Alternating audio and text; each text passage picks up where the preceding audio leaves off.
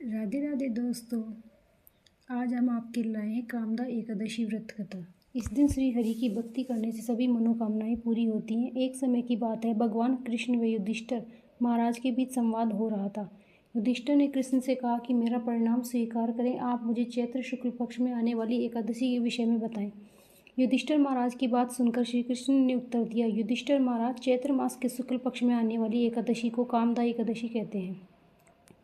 इसका पालन करने से पाप नष्ट हो जाते हैं और व्रत का पालन करने वाले को पुत्र रत्न की प्राप्ति होती है। इस प्रकार श्री कृष्ण ने कामदा एकादशी की कथा को कहना प्रारंभ किया। अनेकों वर्षों पूर्व रत्नपुर नामक गंधर्वों और किन्नरों के राज्य में राजा पुंडरीक निवास करते थे। गंधर्व किन्नरों के इस राज्य में सुख समृद्धि और प्रसन्नता का वास था।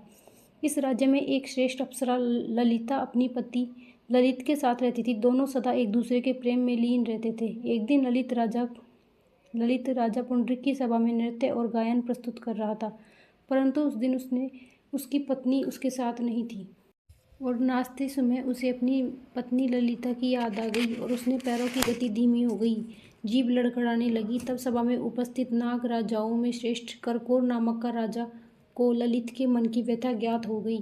उसने राजा पुंडरीक को ललित की गति रुकने व लड़खड़ाने की बात की व्यथा सुनाकर बताई।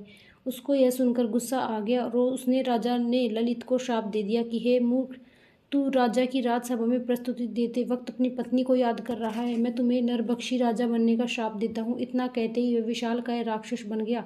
उसका मुख भयंकर, विकराल आंखें, जिन्हें देखकर भय उत्पन्न हो जाए, ऐसा राक्षस होकर वह अपने कर्मों का फल भुगतने लगा। जब यह बात उसकी पत्नी को पता चली तो वह बहुत दुखी हुई। ललिता उसकी विकराल आकृति को देखकर मन ही मन सोचने लगी, क्या करूं, कहाँ जाऊं, मेरा पति बहुत कष्ट भुगत रहा है। वह रोती हुई जंगलों में पति के पीछे पीछे घूमने लगी। फिर उसे घूमते घूमते उसे एक सुंदर आश्रम दिखाई दिया जहाँ एक शांत मुनि बैठे थे। ललिता शीघ्र ही उनके पास गई और मुनि को प्रणाम करके खड़ी हो गई। मुनि बोले, तुम कौन हो, यहाँ क्यों आई हो? ललिता ने कहा, मुनि, मेरा नाम ललिता और मेरे स्वामी अपने पाप दोषों के कारण राक्षस बनकर घने जंगल भटक रहे हैं। उनकी यह अवस्था मुझसे देखी नहीं जा रही। आप मुझे कोई ऐसा उपाय बताइए जिससे मैं मेरे पति को राक्षस योनि से छुटकारा दिला सकूं। मुनि बोले, इस समय चैत्र मास के शुक्ल पक्ष की एकादशी कामदा एकादशी है, जो सभी पापों को हरने वाली अति उत्तम है। तुम कामदा एकादशी का व्रत विधि पूर्वक करो और व्रत का फल अपने स्वामी को प्रदान करो।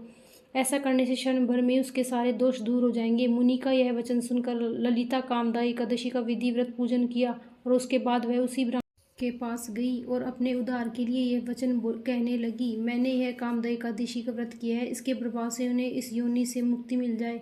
ललिता के इतने कहते ही क्षण भर में ललित का पाप दूर हो गया और उसने पुनः अपने दिव्य देह का धारण कर लिया।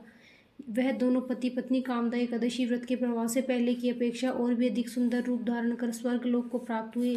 हे धर्मराज युधिष्ठिर, मैंने संसार के हित के लिए आपके सामने इस व्रत का वर्णन किया है। कामदा एकादशी ब्राह्मण हत्या व पापों से मुक्ति प्रदान करने वाली है। राजन, कामदा एकादशी को पढ़ने सुनने से वाजपेयी यज्ञ का फल प्राप्त होता है। जय श्री हरि, जय श्री विष्णु। दोस्तों, अगर यह कहानी आपको अच्छी लगी हो तो चैनल को लाइक, सब्सक्राइब, कमेंट में जय माता दी जरूर लिखें।